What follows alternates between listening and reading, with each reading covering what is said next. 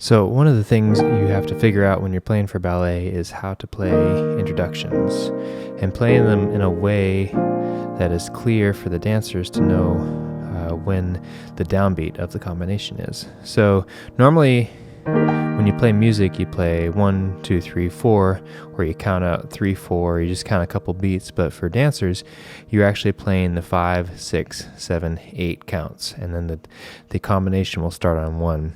So when you are playing for a combination, it needs to be very clear what the 4-count introduction is and when you are starting. So you can also use 8 counts or 2 counts, but we're going to talk about 4-count introductions in this video. So I'm going to be using the song Somewhere Over the Rainbow.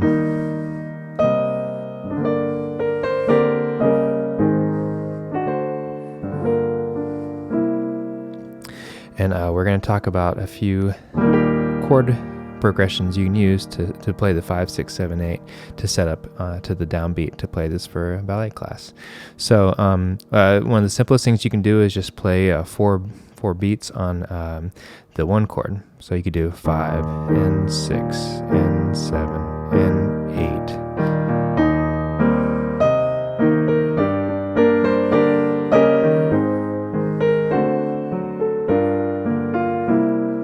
You could also do a 1 chord, minor 2, 1, 5, 7. Let's try that.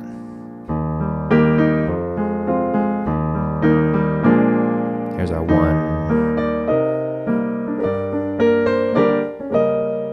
And so on and so forth. Let's see here. You could do a 1 chord, minor 6. Let's see here. Back to 1 to 5.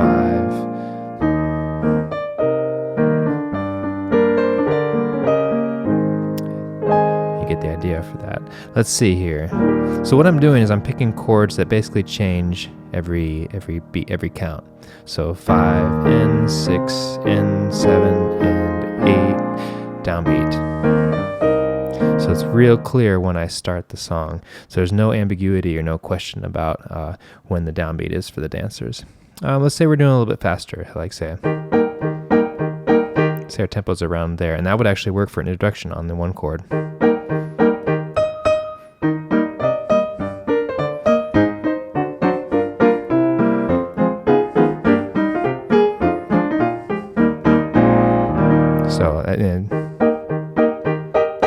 So I'm doing a back and forth, and then I'm setting up to the downbeat, making it really clear. 5 and 6 and 7 and 8, and then there's my downbeat. I could also do that with some different chords. You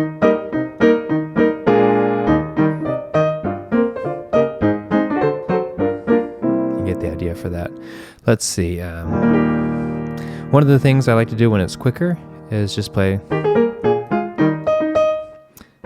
It's just a 1 chord, 5, 7, 1 chord. And then again, I'm setting off the 8 count. 5 and 6 and 7, 8. So it's real clear. So I'm going to try that one more time. Let me do it one more time. So let's see. You could also do 5 and 6 and 7 and 8. So again, I'm making it really clear, 5 and 6 and 7 and 8 and downbeat. So it's really clear when the music needs to start for the 1 for the combination for the dancers. Let's change it to a 3/4.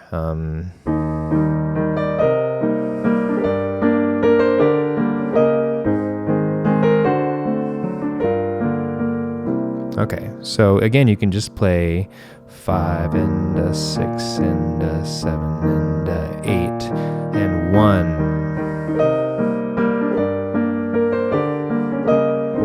So let's do some different chords. Let's do that major 1, minor 2, major 1, 5, 7. So we do 5 and 6 and 7 and 8, 1 and 2 and 3.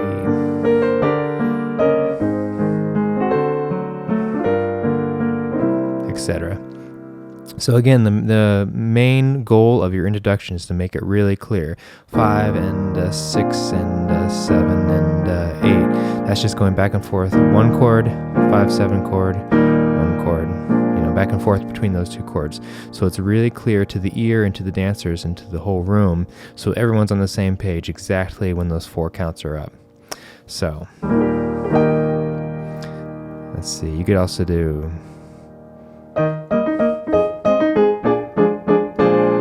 so that's really clear when our downbeat comes. 5 and a 6 and a 7 and a 8.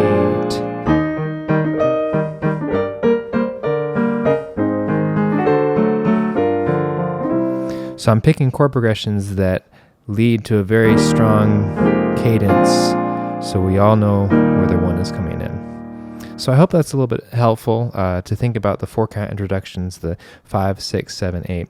You really need to play in a clear way without being boring, and it needs to be musical, but it also needs to be just so it needs to be clear enough so everyone knows where the 5, 6, 7, 8, and then the 1 is, so the whole room can start together on the 1 of the combination. So if you have any questions, leave them below, and I hope you found this helpful. Thanks for watching.